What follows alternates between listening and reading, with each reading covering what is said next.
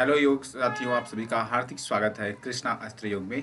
जैसा कि हमने आपसे पहले ही बताया था कि हम योग के परिप्रेक्ष्य में जो भी हमारे ग्रंथ हैं उन ग्रंथों को आपको शॉर्ट से शॉर्ट नोट प्रोवाइड करवाया जाएगा और सिंपल से सिंपल शब्दों में आपको बताया जाएगा, जिससे आपका नेट और जेआरएफ क्लियर हो और आपका टारगेट भी क्लियर हो सके। ये पठन पाठन का कार्य मेरे और आपके सहयोग से होगा। तो मेरा आप सभी से आज का नमस्कार है।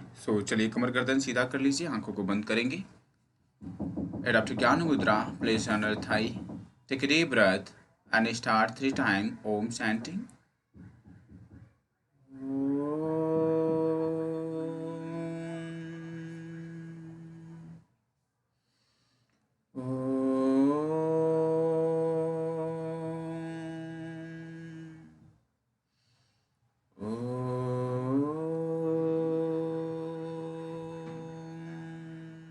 शांति शांति शांति। Blessing yourself. I am talented. I am talented. I am talented. चलिए अब हम शुरू करते हैं। आज का जो हमारा टॉपिक है उसका नाम है ईशावास्य उपनिषद। तो चलिए अब हम शुरू करते हैं ईशावास्य उपनिषद। आप सभी का हार्दिक स्वागत है कृष्णा अस्त्र योग में। उष्ठिस्त जागृत प्राप्य वरानि वोदत, अर्थात उठो जागो और लक्ष्य प्राप्ति तक रुको मत। जो हम आज पढ़ने वाले हैं वो है हमारा ईशावास्य उपनिषद, जो हम आपको हिंदी भाषा में पढ़ाएंगे। और आपको अगर किसी को इंग्लिश में पढ़ना हो तो आप प्लीज़ कमेंट कर सकते हैं। तो चलिए हम इसका सामान्य परिचय देख लेते हैं ईशावास्य उपनिषद का। तो सबसे पहले हम कॉमन जो इसका परिचय है उसके बारे में हम जानकारी लेते हैं। क्या बता रहे हैं ये? इस उपनिषद को शुक्ल यजुर्वेद की काण्व शाखा से लिया गया है। क्या बता रहे हैं? जो ये उपनिषद है, कौन सा उपनिषद? ईशावास्य उपनिषद। ये किससे लिया गया है? तो शुक्ल यजुर्वेद के काण्व शाखा से लिया गया है। यह शुक्ल यजुर्वेद का 40वां अध्याय है। और ये बता रहे हैं जो शुक्ल यजुर्वेद है उसका जो 40वां अध्याय है वही क्या है? ईशावास्य उपनिषद है। 40वां अध्याय ईशा उपनिषद है। इसमें कुल 18 मंत्र हैं और बता रहे हैं इस जो ईशावास्य उपनिषद है इसमें टोटल 18 मंत्र हैं। तो बता रहे हैं मुख्य उपनिषदों में दूसरा सबसे छोटा उपनिषद है। ये बता रहे हैं जो हमारे मुख्य उपनिषद है उन मुख्य उपनिषदों में से ये दूसरा सबसे छोटा उपनिषद है। चलिए अब देखते हैं नेक्स्ट लाइन में बता रहे हैं इसमें भगवत तत्व रूप ज्ञान कांड का निरूपण किया गया है। जो हमारा ईशावास्य उपनिषद है इसमें किसका निरूपण किया गया है? तो भगवत तत्व रूप ज्ञान का निरूपण किया गया है। इस उपनिषद के आरंभ में यह वाक्य आता है, बता रहे ईशावास्यमिदं सर्वम। जो ईशावास्यमिदं सर्वम और इसी आद्य पद के कारण यह ईशोपनिषद अर्थात ईशावास्य उपनिषद के नाम से जाना जाता है। जो सबसे पहले ईशावास्यमिदं सर्वम आया है, इसी आद्य पद के कारण इसका क्या है? इसी के आद्य पद के कारण यह ईशोपनिषद कहलाया। ठीक है। इसके बाद और दूसरे जैसे अभी तो ईशोपनिषद का इन्होंने, फिर दूसरे में इन्होंने बताया जैसे अथवा, तो यहाँ पर अथवा के रूप में बता रहे हैं ईशोपनिषद का ईशावास्य उपनिषद नाम विख्यात है। ठीक है। ईशोपनिषद का नाम क्या है? ईशावास्य उपनिषद के नाम से विख्यात हुआ या पॉपुलर हुआ। विषय की बात करें तो किस बात पर इसकी जो है गुण रहस्यों को निचोड़ा गया है, तो बता रहे हैं कि जो इसका मेन विषय है अर्थात मेन सब्जेक्ट है वो क्या है? कर्मनिष्ठा की अवधारणा। ये बताते हैं कर्म पर ही व्यक्ति को निष्ठा रखना चाहिए और कर्मनिष्ठा की अवधारणा यहाँ पर दिया गया है। और दूसरा जो विषय है बताते हैं विद्या की अवधारणा, और इन्होंने कर्म के साथ साथ नॉलेज की भी अवधारणाएं हम लोगों के सामने प्रस्तुत किया है इस ईशावास्य उपनिषद के द्वारा। ब्रह्म का ज्ञान और पर ब्रह्म जो यूनिवर्स के क्रिएटर हैं, जो हमें आपको सभी को इस संसार को ब्रह्मांड को बनाने वाले हैं, उस ब्रह्म के बारे में भी हमें क्या करना है? नॉलेज कलेक्ट करना है, ब्रह्म का ज्ञान। उस परम ब्रह्म जो है, पर ब्रह्म, उनके बारे में जानकारी भी होना चाहिए, ज्ञान होना चाहिए। आत्म भाव, और हमें आत्म भाव अर्थात आत्मा और भाव, जो हमारा भाव है, भाव को भी हमें जानना है। और अपने शरीर में जो आत्मा निवास करती है, उस आत्मा को किसके साथ मिलाना है? तो परब्रह्म के साथ मिलाना है। तो चलिए, सबसे पहले जैसा कि हमने कर्म निष्ठा की बात पहले ही पढ़ा था, तो अब वही कर्म निष्ठा की बात यहाँ पर आ गई है। बता रहे हैं कर्म निष्ठा की अवधारणा। जैसे हमने कर्म योग पढ़ा था, तो कर्म yoga is a skill for action. वो एक्शन करने पे बिलीव रखता है, भरोसा रखता है। तो यहाँ पर अभी हम एक्शन के बारे में ही पढ़ेंगे, कर्म निष्ठा की बात करेंगे। तो बता रहे हैं, सबसे पहले ये मंत्र देखिए, बहुत ही इम्पोर्टेंट है और ये मंत्र सभी को आना भी चाहिए। बता रहे हैं, ओम ईशावास्यमिदं सर्वम, ओम ईशावास्यमिदं सर्वम, यत्किंच जगत्वां जगत्, यत्किंच जगत्वां जगत्, तेन तक्तेन भुञ्जित्था मा गृधः, तेन तक्तेन भुञ्जित्था मा गृधः कस्य स्विद्धनम्, मा गृधः कस्य सिद्धनम्। अब हम इसका हिंदी पर्याय देखेंगे, अर्थ देखेंगे, क्या बता रहे हैं। प्रश्न है, यह किसका धन है? पूछ रहे हैं कि ये जो धन है, ये किसका है? इस उपनिषद के माध्यम से तो बताया जा रहा है, यहाँ जो कुछ है परमात्मा का है। वो बता रहे, इस धन ही नहीं, इस ब्रह्मांड में जो कुछ भी है वो किसका है? पर ब्रह्म परमात्मा का है। यहाँ जो कुछ भी है सब ईश्वर का है।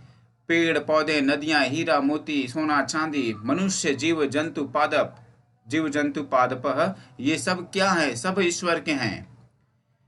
तो अब बता रहे, हमारा यहाँ कुछ भी नहीं है, और हमारा शरीर भी नहीं है, ना ही हमारी आत्मा है। हमारा यहाँ पे कुछ भी नहीं है। बस हम क्या हैं? एक किराएदार की तरह हैं, जो ईश्वर की प्रॉपर्टी का हम उपभोग कर रहे हैं। अतः हमें इस प्रकृति का त्याग पूर्वक उपभोग करना चाहिए। ये बता रहे हैं ईशावास्य उपनिषद के माध्यम से, कि जो प्रकृति ने हमें सब कुछ दिया है, उसे हमें भोग तो करना है, बट त्याग पूर्वक। मन में ये विचार नहीं लाना है कि ये हमारा है, या फिर मैं इसका अधिकार कर लूँ, इस पे हक जमा लूँ। ऐसा नहीं, अगर करना भी चाहे तो कर नहीं सकते हैं। उपभोग करना चाहिए, और हमें त्याग पूर्वक इसका उपभोग करना चाहिए। इससे आसक्ति नहीं होना चाहिए। और इसमें क्या है? आसक्ति नहीं होनी चाहिए। नहीं, ये मेरा है तो मेरा है, मैं इसे लूंगा तो लूंगा, ऐसी मन में भावना नहीं आनी चाहिए। बता रहे हैं दूसरे में, क्या बता रहे हैं ये श्लोक के माध्यम से, कुर्वन्नेवेह कर्माणि जिजीविषेच्छतं समाह, एवं त्वयि न्यायते तो अस्ति न कर्म लिप्यते नरे। बता रहे हैं, जहाँ इस जगत में, ये बता रहे हैं, यहाँ इस जगत में 100 वर्ष तक निष्काम कर्म करते हुए जीने की इच्छा करनी चाहिए। और बता रहे हैं इस उपनिषद के अनुसार क्या है? निष्काम कर्म के द्वारा क्या करना है? 100 वर्ष तक, लंबे आयु तक जीने की कामना करनी चाहिए। इस प्रकार त्याग पूर्वक निष्काम कर्म किए जाने वाले कर्म मनुष्य में लिप्त नहीं होते। और बता रहे हैं कि अगर आप निष्काम कर्म के अनुसार कार्य करते हुए आ रहे हैं, तो क्या होगा? आप उसमें लिप्त नहीं होंगे। और जिसमें आप लिप्त नहीं होंगे, वहां पर मेरा, तेरा, मेरा, ये सारी भाषाएं, ये सारी भावनाएं नहीं आती हैं। इससे भिन्न अन्य कोई मार्ग नहीं है। और बता रहे, इससे अलग दूसरा कोई मार्ग है ही नहीं, जिससे कि मनुष्य कर्म बंधन से मुक्त हो सके। और क्या बता रहे हैं कि जिससे कर्म बंधन से मुक्ति पा सके। जो हमारे उपनिषद हैं, यही हमें अच्छे मार्ग दिला सकते हैं। जो हमारे वेद, पुराण, महाभारत, भगवत गीता हैं, यही सब हमें अच्छे मार्ग दिखा सकते हैं। और अगर हम उनका अनुसरण करते हैं, तो जीवन मरण के बंधन से मुक्ति पा सकते हैं। अन्यथा इस बंधन में ही फंसे रह जाएंगे, और इससे कोई दूसरा मुक्त हमें नहीं करा सकता है। देखिए, यहाँ पर एक आपको फिगर दिखाया जा रहा है। देखिए, यहाँ पर एक छोटा बच्चा, माँ के, ये माँ है, माँ के गर्भ से जन्म लिया है। इसके बाद उसने सबसे पहले अपने हाथों और पैरों पे चलना शुरू किया है। लड़खड़ाते हुए अपने पैरों पे खड़ा हो गया है। ये देखिए, यहाँ पर बड़ा हुआ, ये आप देख पा रहे हैं यहाँ पर पूरा नौजवान हो चुका है, यहाँ पर मध्य अवस्था में पहुंच चुका है। इसके बाद देखिए धीरे धीरे बुढ़ापे की ओर जा रहा है, और ये देखिए शरीर बिल्कुल अंजर पंजर हो गया है, अर्थात बहुत बुजुर्ग हो चुके हैं, और अब यहाँ पर शरीर मृत्यु को प्राप्त हो गई है। ये जो मृत्यु के देवता हैं इसके प्राण का हरण कर रहे हैं। क्या है, हमने जन्म लिया और देखिए यहाँ से स्टार्ट हुआ था, यहाँ पर फिर आ गए। अगर हमने अपने अच्छे कर्म नहीं किए तो हमें ऐसे ही हमेशा रहना पड़ेगा, जीवन मरण के चक्र में बंधे रहेंगे। जन्म लिया मर गए, जन्म लिया मर गए, यही होता रहेगा। और ये कैसे होगा, हमारे कर्मों के ही हिसाब से होता है। तो चलिए अब नेक्स्ट स्लाइड में पढ़ेंगे। असुरिया नाम ते लोका अनधेन तमसा आवृताः आस्ते प्रत्याभिगच्छन्ति एके चात्मनो जनाः। बता रहे हैं जो लोग अपनी आत्मा के विपरीत आचरण करने वाले हैं, ये बता रहे जो हमारी आत्मा है हम उसके विपरीत आचरण करते हैं। आचरण का मतलब क्या है, व्यवहार करते हैं, तो क्या होगा, आत्मघाती है। और वो क्या है, आत्मा पर घात करने वाला है, अर्थात आत्मघाती है। वे इस लोक में और मरने के अनंतर भी निश्चय ही उन लोगों अर्थात योनियों को प्राप्त होते हैं जो अज्ञानतम अंधकार से अनाच्छादित है। बता क्या रहे हैं कि जो आत्मघाती है वे इस लोक में मरने के अनंतर भी निश्चय ही उन लोगों अर्थात योनियों को प्राप्त होते हैं जो अज्ञानतम अंधकार से अनाच्छादित है। जो ये सब लोग जानते हैं कि हमारे कर्मों के हिसाब से ही हमें जन्म और मृत्यु की प्राप्ति होगी, फिर भी वो अपने कर्मों में, बुरे कर्मों में लिप्त रहते हैं, आत्मघाती कार्य करते हैं। तो वो लोग क्या करते हैं, मृत्यु को प्राप्त हो गए, फिर उन्होंने जन्म लिया, फिर मृत्यु को प्राप्त हुआ। इसी प्रकार से वो क्या करते हैं, अनंत योनियों में भटकते रहते हैं, और अंधकार रूपी जो ये माया जाल है, जो ये हमारा जीवन मरण है, ये व्यक्ति उसमें भटकता ही रहेगा। असूर्य आत्मा का हनन करने वाला। असूर्य किसे कहते हैं, तो बता रहे जो हमारे आत्मा का हनन करता है। अज्ञान, अज्ञान का क्या है, राइट नॉलेज की जानकारी ना हो तो वो क्या है, अज्ञानता है। क्लेश, क्लेश कर्म विपाक का सैर परामृष्ट पुरुष विशेष ईश्वर। ये हमने कहाँ पढ़ा था, ये आपको कमेंट में बताना है। मैं दो ऋषियों का नाम बता देता हूँ, महर्षि कपिल, और नंबर 1 पर आते हैं पतंजलि जी। तो बताएंगे आप कपिल जी ने बोला है या फिर पतंजलि जी ने बोला है। अगर बोला है तो किस ग्रंथ में बोला है उसको आपको बताना है। आत्मा का हनन करने वाला अज्ञान, दुख, क्लेश, अंधकार से घिरा, अनुशासन का उल्लंघन करने वाला असूर्य कहलाता है। क्या बता रहे हैं, सबसे पहले तो अज्ञान अर्थात रॉन्ग नॉलेज, दुख सारों की बात कर रहे हैं, क्लेश जलन द्वेष की भावना रखने वाला, अंधकार से घिरा और उसे ज्ञान रूपी प्रकाश से वो दूर रहता है। वो क्या रहता है, अंधकार से घिरा रहता है। अनुशासन का उल्लंघन करने वाला, और अनुशासन डिसिप्लिन को बिल्कुल मानता ही नहीं, अपनी दुनिया में जीता है, अपने अनुसार कार्य करता है, बड़े छोटे की कोई वैल्यू नहीं करता है, मान सम्मान तो वो जानता ही नहीं है। तो जो ऐसे कर्म करते हैं उसे असूर्य कहलाते हैं। क्या कहलाते हैं, असूर्य कहलाते हैं। चलिए तो अब देखते हैं ब्रह्म की विशेषता, जो हमारे ईश्वर है, पर ब्रह्म है, उनके गुणों की बात की जाएगी, उनके स्पेशलाइजेशन की बात की जाएगी। तो देखते हैं हमारे जो यूनिवर्स के क्रिएटर है, हमें और आपको बनाने वाले हैं, उनके बारे में भी थोड़ा सा देख लेते हैं। तो ब्रह्म की विशेषता में देखते हैं, नंबर 1 पॉइंट पे इन्होंने बताया है अचल और मन से भी वेगवान है। बता रहे हैं अचल और मन से भी वेगवान है। हमारा मन कहते हैं सबसे तेज पृथ्वी पर अगर किसी की गति है तो मन की गति है। तो ये बता रहे हैं अचल बिना चले हुए और मन से भी वेगवान, बिना चले हुए फिर भी मन से भी बहुत तेज गति है इनकी, किसकी, पर ब्रह्म की। आदि ज्ञान स्वरूप और इंद्रादि देव भी ना जा सके। बता रहे हैं कि आदि ज्ञान जो बड़े पुरातन नॉलेज है, आदि ज्ञान स्वरूप, पुराने ज्ञान स्वरूप इंद्रादि देव भी ना जान सके। जो एक पुराना ज्ञान है और जो उनका स्वरूप है, ये इंद्र जैसे देव भी नहीं जान सके हैं या नहीं जान पाए हैं। थर्ड लाइन में बता रहे हैं स्थिर रहते हुए भी दौड़ने वाले को पीछे छोड़ देते हैं, और बता रहे हैं जो हमारे परब्रह्म हैं एक कदम भी, एक अंगुल भी बढ़ते नहीं हैं, फिर भी दौड़ने वाले को पीछे छोड़ देते हैं। अर्थात ना करने वाले होते हुए भी बहुत कुछ कर जाते हैं। बता रहे हैं फोर्थ लाइन में उसी के सामर्थ्य से वायु मातृस्वा जल को उठा लेती है, और उसी सामर्थ्य के कारण मातृस्वा जो है जल को उठा लेते हैं। क्या करते हैं? मातृस्वा जो जल है उसे उठा लेते हैं।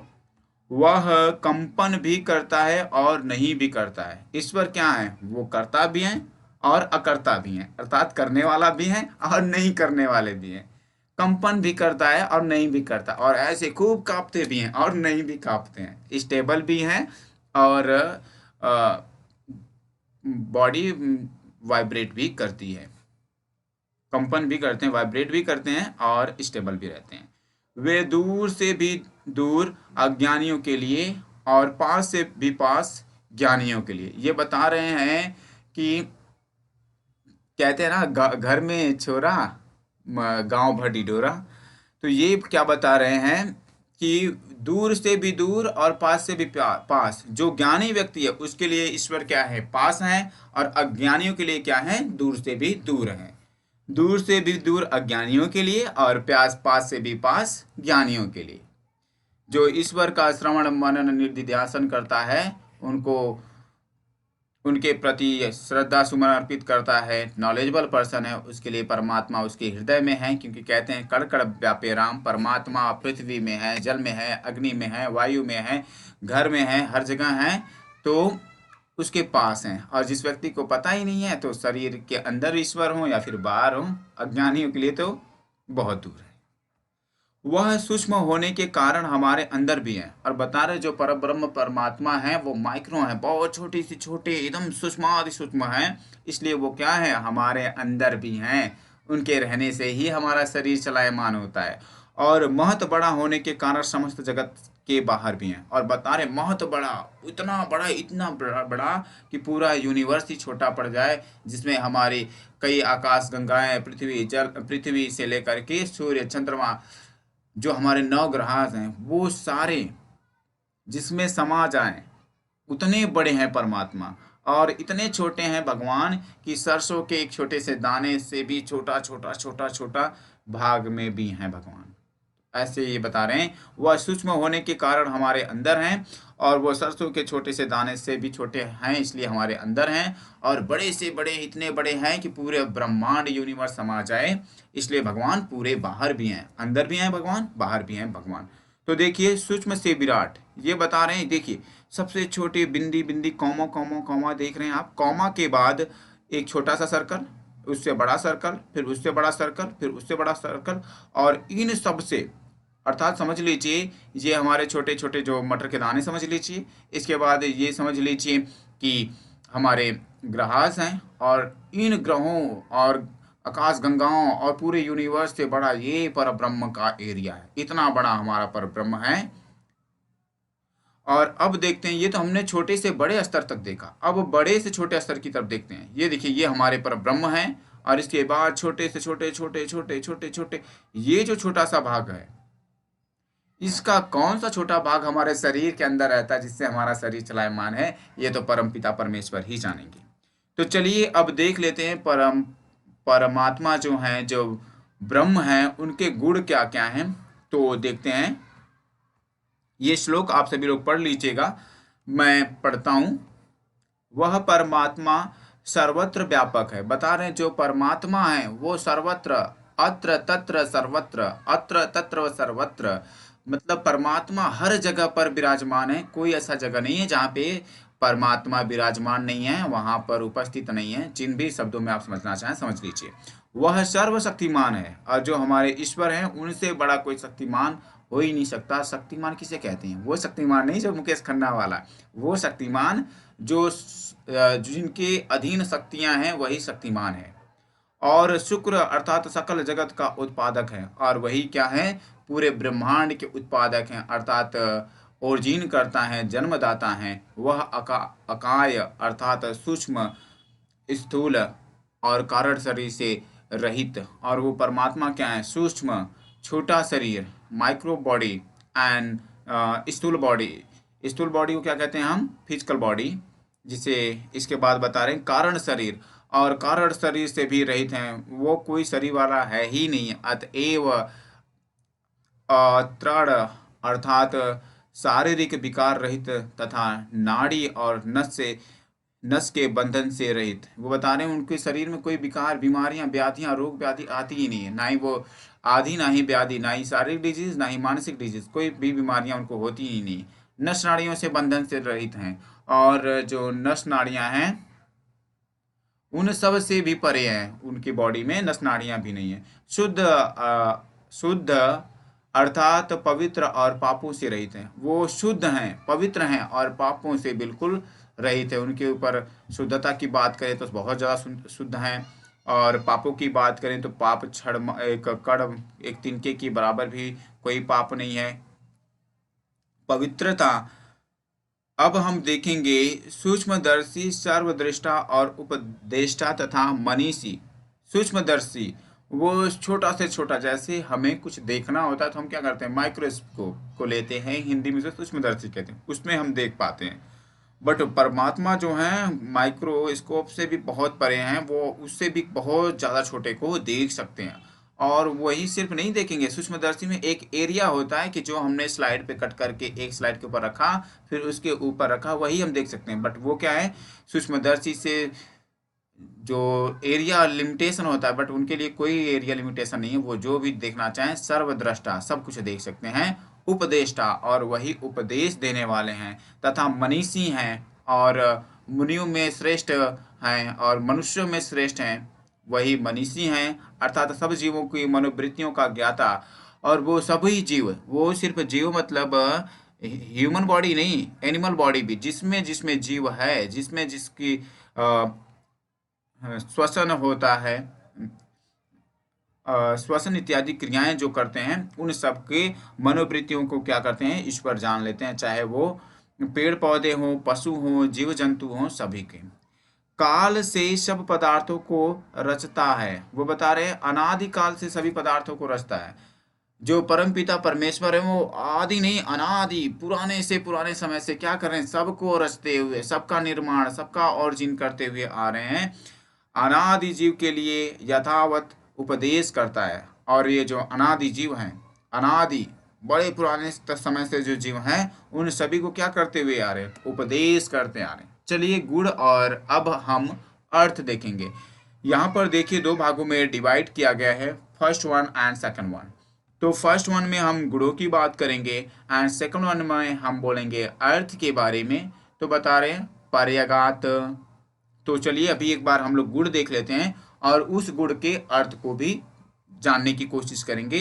तो बता रहे हैं पर्यायगात, शुक्र, अकाय, अब्रिड, अस्रानावीर, इसके बाद अस्रावीर के बाद शुद्ध, अपाप शुद्ध, कवि, मनीषी, परिभू, स्वयंभू, स्वयंभू, परिभू, मनीषी, कवि, अपाप सिद्ध, शुद्ध, अंश्राविर, अश्राविर के बाद अब्रिड, सकाय, ये बता रहे हैं, सॉरी सकाय नहीं, अकाय, शुक्र, पर्यागात।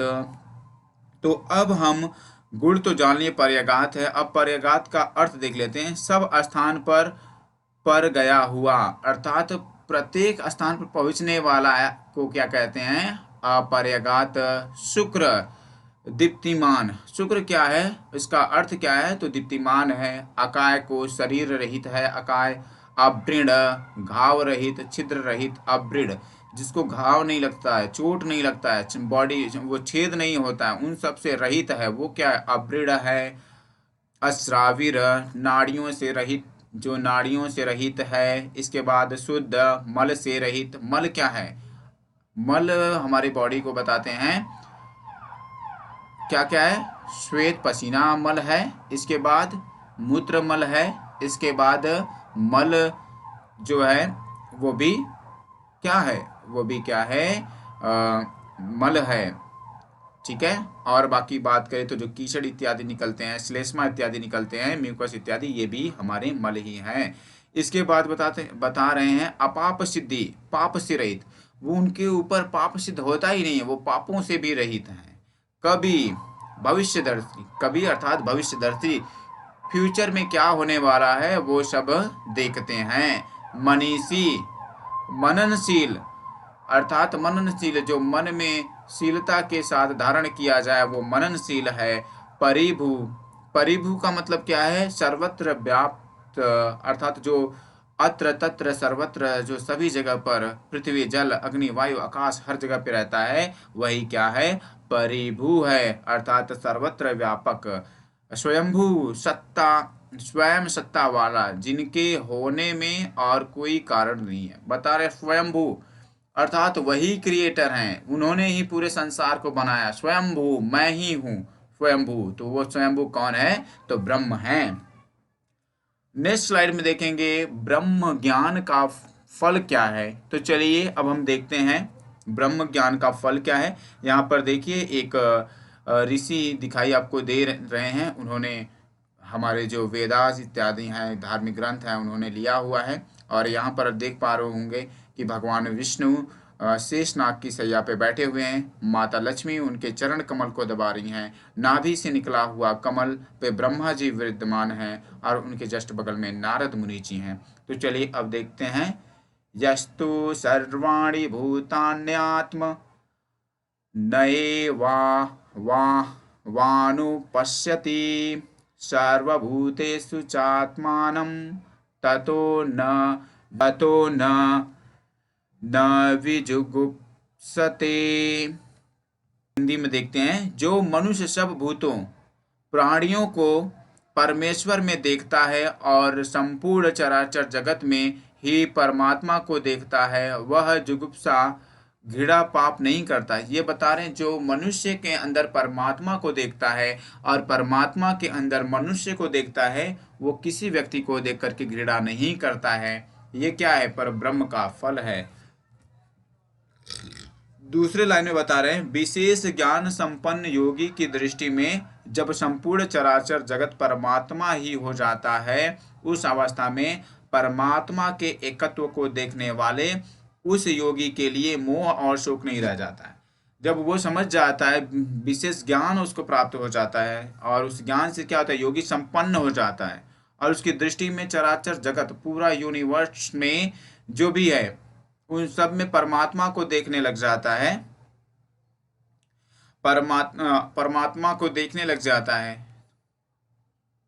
और उसे क्या लगता है कि ये पूरा जगत ही क्या है, परमात्मा है, ईश्वर है। उस अवस्था में परमात्मा को एकत्व देखने वाले उस योगी को मोह और शोक नहीं रह जाता है। ये बता रहे हैं, जब उसने क्या किया, सभी को, पूरे चराचर जगत को परमात्मा ही समझ लिया, तो उसके मन में, उसके देखने की नजरिया में, उसके विचार और भाव में कोई मोह और शोक नहीं रह जाता है। ये क्या है, ये बता रहे हैं ब्रह्म ज्ञान का फल है। ठीक है, क्या क्या बता रहे हैं, विशेष ज्ञान, जो विशेष नॉलेज है उसके क्या होता है, योगी संपन्न हो जाता है और दृष्टि में जब संपूर्ण चराचर और उसकी नजर में पूरा चराचर विश्व परमात्मा हो जाता है, और क्या हो जाता है, परमात्मा हो जाता है। उस अवस्था में परमात्मा के एकत्व को देखता है और नदी जल पर्वत पठार सभी को एक समझ के, एक दृष्टि से देखने लग जाता है। देखने वाले उस योगी के लिए मोह और शोक नहीं रह जाता है। जब वो एक देखने लग जाता है, सभी को एक समझने लग जाता है, तो योगी जो है, जो देखने वाला दृष्टा योगी है, वो क्या होता है, मोह और शोक से रहित हो जाता है। उसके लिए मोह और शोक नहीं रह जाते हैं। जिस व्यक्ति के ज्ञान में सभी प्राणी भावात, क्या बता रहे हैं, जिस व्यक्ति के ज्ञान में अर्थात व्यक्ति के नॉलेज में सभी प्राणी आत्मवत, क्या बता रहे हैं, आत्मवत भाव हो, उसको कोई शोक और मोह नहीं रह जाता। जो व्यक्ति है उसके सबसे पहले ज्ञान हो जाएगा और प्राणियों के प्रति आत्मभाव हो जाएगा। तो क्या है, जब आत्मभाव हो गया, जब समझ गया कि ना ही कोई जीव पैदा होता है, ना ही कोई मरता है, तो मोह और शोक उसके प्रति रह ही नहीं जाता है। ये क्या है? ब्रह्म ज्ञान का फल है। तो देखते हैं विद्या और अविद्या की अवधारणा। जो विद्या नॉलेज और अविद्या, विद्या अर्थात नॉलेज, अविद्या अर्थात रॉन्ग नॉलेज। तो देखते हैं विद्या और अविद्या में क्या बता रहे हैं। विद्या ज्ञान के यथार्थ अनुष्ठान से, केवल विद्या की उपासना से घोर अंधकार मिथ्या ज्ञान तमो की प्राप्ति होती है। बता रहे हैं ज्ञान के यथार्थ अनुष्ठान से, जो ज्ञान का ठीक प्रकार से अगर हम अनुष्ठान करते हैं तो क्या होगा? केवल विद्या की उपासना। और वो व्यक्ति क्या करेगा? केवल विद्या का उपासना करेगा तो वो अंधकार में चला जाएगा। हमें विद्या तो होनी चाहिए, साथ में ठीक ज्ञान होना चाहिए। अगर ठीक ज्ञान नहीं है, मिथ्या ज्ञान है, रॉन्ग नॉलेज है, तो क्या होगा? व्यक्ति अंधकार में चला जाएगा।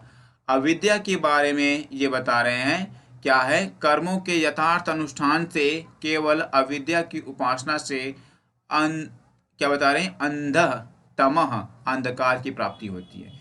ये बता रहे हैं कर्मों के यथार्थ अनुष्ठान से, अविद्या की उपासना से अंधकार की प्राप्ति होती है। चलिए मैं आपको एक कहानी बताता हूँ। एक ब्राह्मण होते हैं, वो नदी के किनारे पहुँचते हैं और मल्लाह देवता जो भगवान राम जी को नदी पार करवाते हैं। तो ब्राह्मण जाते हैं, कहते हैं ये मल्लाह, क्या आप मुझे ये नदी पार करवा सकते हैं? तो मल्लाह ने कहा जी जरूर, क्यों नहीं, आप बैठिए। तो नदी में जब पहुंच जाते हैं तो वो पूछते हैं क्या तुम्हें उपनिषदों का ज्ञान है? क्या तुम्हें वेद का ज्ञान है? तुमने महाभारत गीता पुराण पढ़ा है? तो उसने कहा नहीं, ये तो नहीं पढ़ा है। तो ब्राह्मण देवता के मुंह से निकलता है कि अगर तुमने उपनिषद नहीं पढ़े, वेद नहीं पढ़े, तुम्हारे पास ज्ञान नहीं है, तो तुम्हारा आधा जीवन बेकार हो चुका है। तुम्हारा ये जीवन जो है नर्क हो गया है।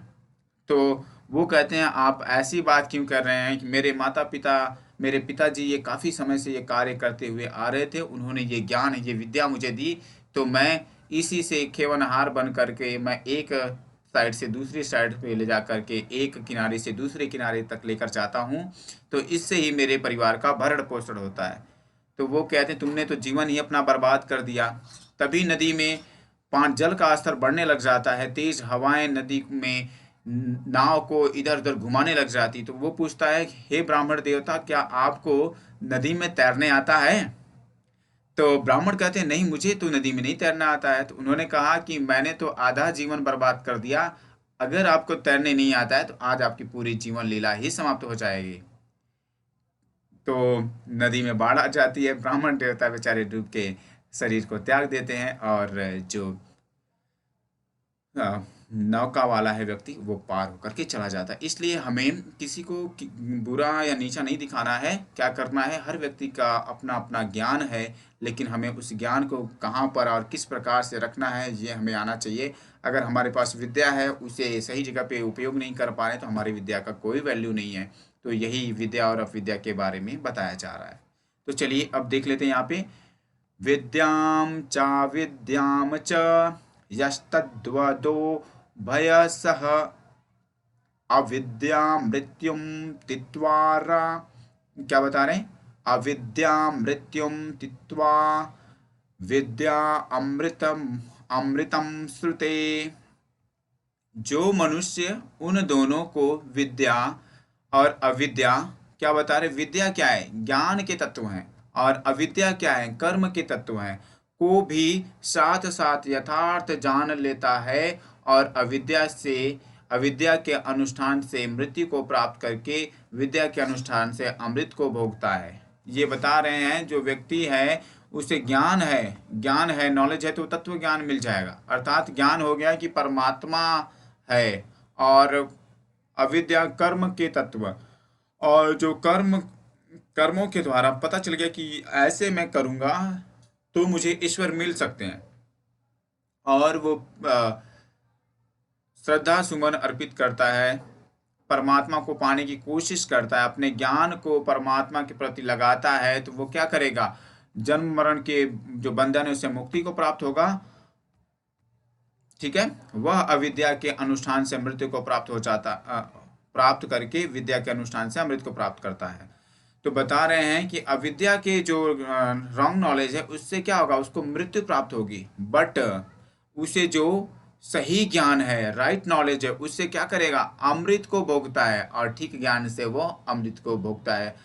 अर्थात अमृत, अमृत क्या है, जीवन को सही प्रकार से लेके चलना, और अपने परिवार के, आज के ज़माने में क्या है, यही तो है कि हमने पढ़ाई कर लिया, अच्छी सी नौकरी मिल गई, परिवार को नौकरी मिल गई, परिवार को लेकर के ठीक प्रकार से चल रहे हैं, धन संपदा आ रही है, तो यही क्या है, अरे बड़ा अच्छा है, मेरे बेटे को तो नौकरी मिल गई, बड़े बढ़िया तरीके से लड़के ने घर बना लिया, ये कर लिया, ये कर लिया। आज के ज़माने में यही अमृत भोग है। लेकिन यहाँ पर उससे परे है, अर्थात हमें सही ज्ञान हो गई, और उस ज्ञान के द्वारा और कर्मों के द्वारा परमात्मा को प्राप्त कर लिया, तो यही अमृत भोग है।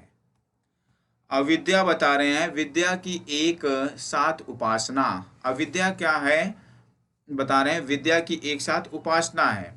अविद्या द्वारा प्रत्यु को पार करते हुए विद्या द्वारा अमृत की प्राप्ति होती है। अविद्या से क्या करेंगे हम, प्रत्यु को पार करेंगे, बट विद्या से क्या करेंगे, अमृत को प्राप्त करेंगे, अर्थात जीवन मरण के बंधन से मुक्ति, मोक्ष, लिबरेशन की प्राप्ति होगी। नेक्स्ट आगे बढ़ते हैं, तो बताया जा रहा है संभूति और असंभूति की अवधारणा। संभूति क्या है और असंभूति क्या है, इसकी अवधारणा को देखेंगे। अविनाशी परम ब्रह्म की उपासना केवल संभूति की उपासना से घोर अंधकार की प्राप्ति होती है। बता रहे हैं अविद्या परब्रह्म की उपासना केवल संभूति की उपासना से घोर अंधकार, मिथ्या ज्ञान, तमो की प्राप्ति होती है। अगर हम संभूति करते हैं उसमें क्या होगा, परमात्मा का उपासना तो कर रहे हैं, इसके बाद क्या होगा, वो व्यक्ति घोर अंधकार में, अर्थात जो तम है उसमें चला जाएगा, या उसकी प्राप्ति करेगा, जिसे हम मिथ्या ज्ञान तमो कहते हैं। ठीक है, ये क्या है, संभूति है। असंभूति की बात करें तो बता रहे हैं विनाशशील देव, पितर, मनुष्य आदि की उपासना केवल असंभूति की उपासना से अंध तमह, अंधकार की प्राप्ति होती है। और बता रहे हैं अगर असंभूति है तो उसमें क्या होगा, विनाशशील, विनाशशील अर्थात जो जन्म लेता है मरता है उसे कहते हैं विनाशशील। देव, पितर, देवता और पितर हमारे जो पूर्वज, मनुष्य और क्या है, मनुष्य जाति आदि की उपासना, और हम किसका उपासना कर रहे हैं, देवताओं की, पितरों की और मनुष्यों की, केवल असंभूति की उपासना से। लेकिन हम सिर्फ केवल संभूति का कर रहे हैं तो क्या होगा, अंधतम, और अंधकार और तम की प्राप्ति होगी। ठीक है, यहाँ पर भी देखिए मिथ्या ज्ञान से क्या होगा, तमो की प्राप्ति होगी। और यहाँ पर हमने तो एक रास्ता तो लिया है, ठीक है, परमात्मा का ध्यान तो कर रहे हैं, लेकिन हम अंध तम में जाएंगे, क्यों, क्योंकि असंभूति कर रहे हैं। संभूतिम च विनाशम च, क्या बता रहे हैं, श्लोक के माध्यम से देखेंगे। संभूतिम च विनाशम च यस्य द्वंद्वो भय सह विनाशेन मृत्युम तित्वा, क्या बता रहे हैं, विनाशेन मृत्युम त्रित्वा संभूत्या अमृत मनुष्यते। जो मनुष्य इन दोनों संभूति और असंभूति को भी साथ साथ यथार्थवत जान लेता है या उपासना करता है, वह संभूति से मृत्यु को पार करके मृत्यु से पार करके संभूति से अमृत को भोगता है। अर्थात क्या बता रहे हैं, विनाशशील पर ब्रह्म पुरुषोत्तम को प्रत्यक्ष प्राप्त कर लेता है। ये बता रहे हैं जो मनुष्य इन दोनों के, किन दोनों के, ये देखिए संभूति और असंभूति, इन दोनों के साथ यथार्थ मतलब वास्तविकता को जान लेता है और उपासना करता है, प्रार्थना करता है, किसका, परमात्मा का, वह संभूति से, और इसके बाद क्या होता है, वह असंभूति से मृत्यु को पार करके, असंभूति से क्या करेगा, मृत्यु को पार करेगा। और हम अभी तो उसने असंभूति से मृत्यु को पार किया है, अब संभूति की बात आ गई, और संभूति से क्या पाएगा, अमृत को भोगता है। मृत्यु को सबसे पहले पार कर लिया, इसके बाद अमृत का भोग कर रहा है। अविनाशी परम ब्रह्म परम पुरुषोत्तम को प्रत्यक्ष प्राप्त कर लेता है। असंभूति और संभूति के द्वारा क्या करता है, जो पर ब्रह्म है उनको प्राप्त कर लेता है। असंभूति संभूति क्या बता रहे हैं, देखिए अब देखते हैं। असंभूति संभूति की एक साथ उपासना असंभूति से मृत्यु को प्राप्त कर संभूति से अमृतत्व की प्राप्ति करता है। तो यहाँ पे मैं शॉर्ट टर्म में आपको बता देता हूँ। सबसे पहले क्या करेगा, योगी उपासना करेगा, और इसके बाद क्या होगा, असंभूति से मृत्यु को प्राप्त कर लेगा। इसके बाद क्या होगा, संभूति से अमृत की प्राप्ति कर लेगा। एक से मृत्यु को पाएगा और दूसरे से अमृत को प्राप्त करेगा। चलिए अब नेक्स्ट प्रश्न में देखते हैं, परमात्मा के स्वरूप का ज्ञान मनुष्य को क्यों नहीं होता। बता रहे हैं कि जो परमात्मा है उनके जो नाना प्रकार के स्वरूप हैं, आखिर मनुष्य को उसका ज्ञान क्यों नहीं होता है। तो देखते हैं, ये बड़ा फेमस मंत्र यहाँ पर लिखा गया है। जो भगवान सूर्य को हम सूर्य नमस्कार करते हैं तो उसमें भी ये मंत्र बोला जाता है। हिरण्मयेन पात्रेण सत्यसापिहितं मुखं, हिरण्मयेन पात्रेण सत्यसापिहितं मुखं, तत्त्वं पूषन्न पाविनो सत्यधर्माय दृश्यते, हिरण्मयेन पात्रेण सत्यसापिहितं मुखं, तत्त्वं पूषन्न पावृणो सत्यधर्माय दृश्यते। तो ये बता रहे हैं, चमकीले सुवर्णादि के पात्र से सत्य का मुख ढका हुआ है। ये बता रहे हैं जो सोने का कलश है उससे क्या हुआ है, ये जो पात्र का मतलब है कलश, सत्य का मुख ढका हुआ है। उस सोने से की तरह जो चमकदार पात्र है उससे क्या हुआ है, सत्य का मुख ढका हुआ है। हे सबके पोषक परमात्मा, हे सभी का भरण पोषण करने वाले परम ब्रह्म परमात्मा, आप उस सत्य स्वरूप के दर्शन के लिए उस आवरण को हटा दो। बता रहे जो सत्य का स्वरूप है प्रभु, मैं विनती करता हूँ, निवेदन करता हूँ कि जो आवरण है, जो ढका हुआ पात्र को ढका हुआ है उसे हटा दीजिए, हटा दो। इसका यह आवरण है कि धन का लालच मनुष्य और धर्म से विमुख कर देता है। बता रहे हैं कि आवरण क्या है, तो वो है धन का लालच, और यही धन का लालच क्या करता है, परमात्मा प्राप्ति के जो मार्ग हैं उससे विमुख कर देता है, अलग कर देता है। धन के लोभ में मनुष्य अधर्म की ओर प्रवृत्त होता है। और बता रहे हैं कि सबसे पहले व्यक्ति धन का लालच करता है, वही धन का लालच मनुष्य को अधर्म की ओर लेकर जाता है। ऐसी दशा में सत्य स्वरूप भगवान का दर्शन मनुष्य को कदापि नहीं हो सकता। और जो व्यक्ति लालची हो गया, कहते हैं कि किसी ने बड़ी मेहनत करके अर्जित किया है और वो अपना साम दाम दंड भेद नीति लगा करके हड़प ले या फिर अपने भाई का ही हिस्सा हड़पने लग जाए, तो ऐसे व्यक्ति को क्या होता है, नरक की प्राप्ति होती है। और उसे क्या होगा, परमात्मा का दर्शन कदापि कभी भी नहीं कर सकता। इसलिए मंत्र में देखो ये जो है इसलिए है, आप लोग समझ जाएंगे कि इसलिए लिखा हुआ है। इसलिए मंत्र में प्रार्थना की गई है कि हे परमात्मन, आप इस आवरण को हटा दें। क्या कह रहे हैं, इसलिए हे परमात्मा, मैं हाथ जोड़कर विनती कर रहा हूँ, हे प्रभु आप इस आवरण को हटा दीजिए। क्यों हटाना है, ताकि उसका दर्शन हो जाए, जिससे अविनाशी प्रभु के दर्शन हो सकें। और क्यों करना है दर्शन उस परमात्मा का जो अविनाशी है, जिसका कभी मृत्यु नहीं होता, जिसने हमें जन्म दिया है, उस परमात्मा का दर्शन हो जाए। यहाँ सत्य शब्द धर्म और ईश्वर दोनों का वाचक है। और बता रहे हैं ये जो है सत्य का वाचक है, धर्म का वाचक है, और ईश्वर इन दोनों के क्या हैं, वाचक हैं। तो चलिए अब देखेंगे, अब यहाँ ये जो श्लोक है आप सभी लोग पढ़ लेंगे। इसके बाद बता रहे हैं, हे सबके पुष्ट करने